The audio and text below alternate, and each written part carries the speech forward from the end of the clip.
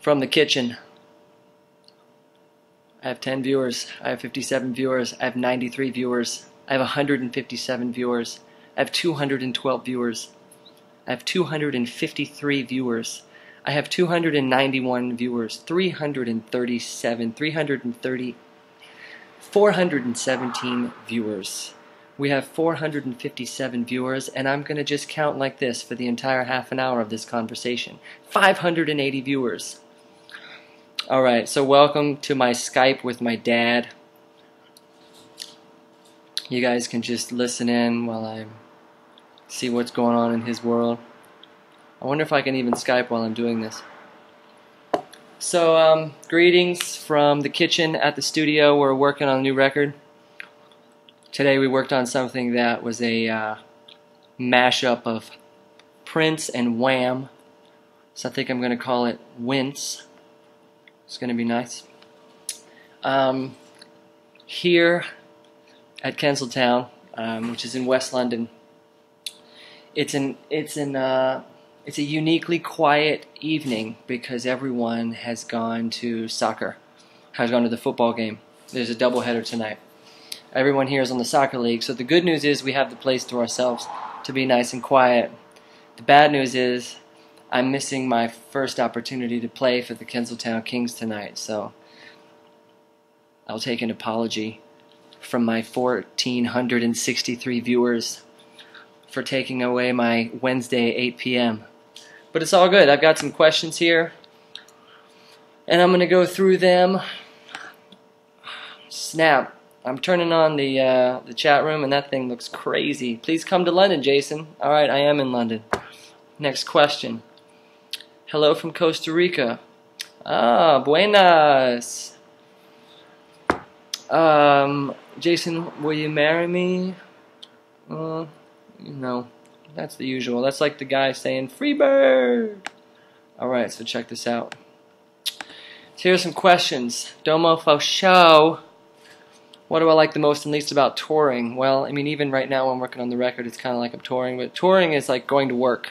But at the same time, it's like being Indiana Jones, like always being in an adventure. It's more fun for me when I'm driving, when I'm in the van, or when I'm kind of in control. I'm on foot, I'm on a bike, I'm on a skateboard. It's like, then you're touring. But if you're just in the back of the bus, I know it sounds glamorous, but if you're just in the back of the bus, you don't really get the sense of the world going by. That's more just like an elevator.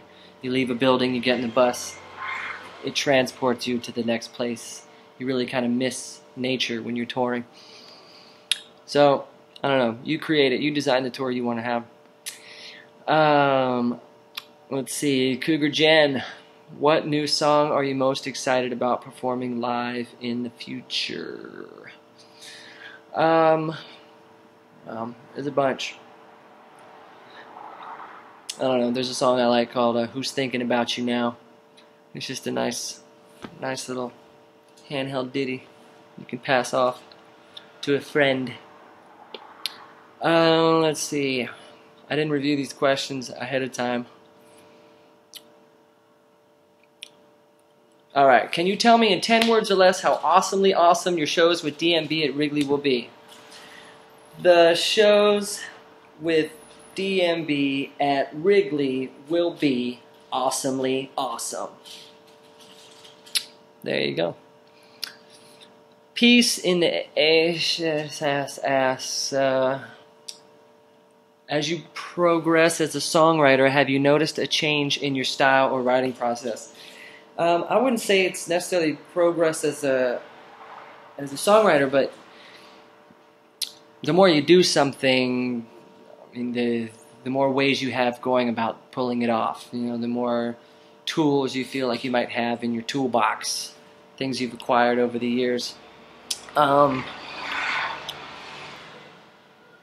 know, but every time, even though you finish writing a song and you're moving on to the next one, every next song you write, you're still starting from scratch. You're still starting from nothing. So there's a moment there where, I don't know, there's nothing to measure progress because it's the same every time.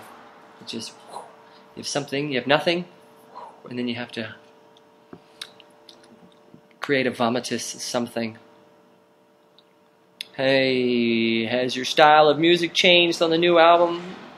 I don't think so. I think it's still sunshiny jauntiness. Awesomely awesome sunshine jaunt.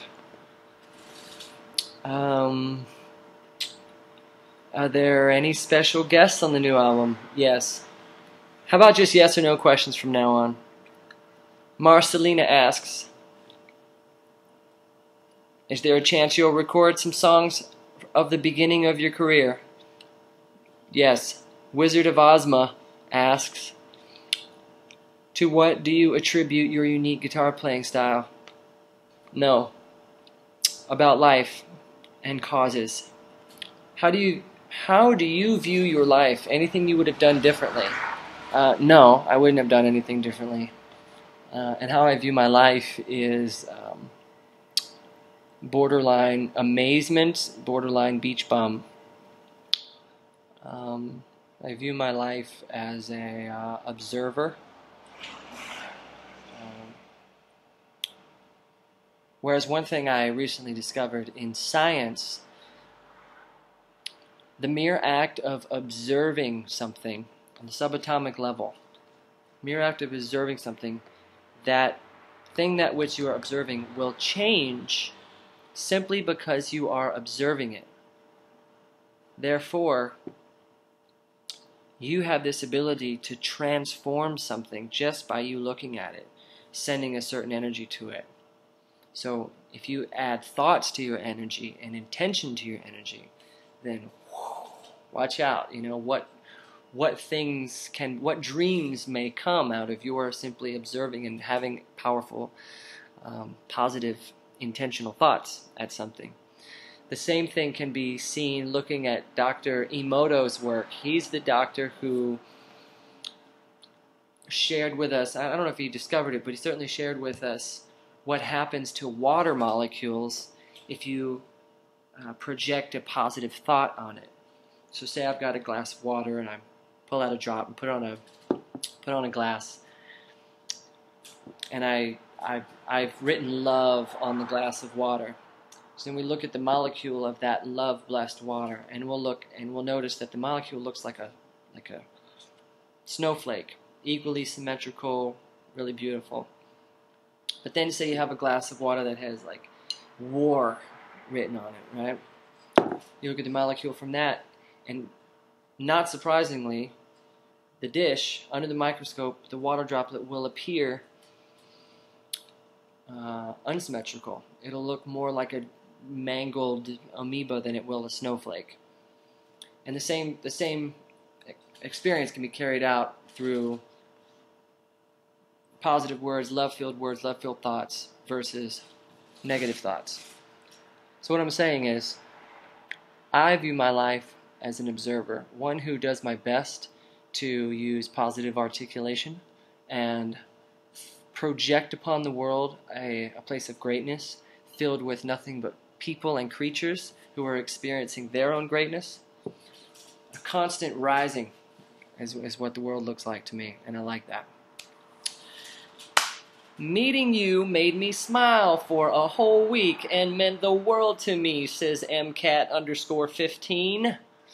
What impact does meeting us, the fans, have on you? Well, you know, in music, or in any artist puts something out there.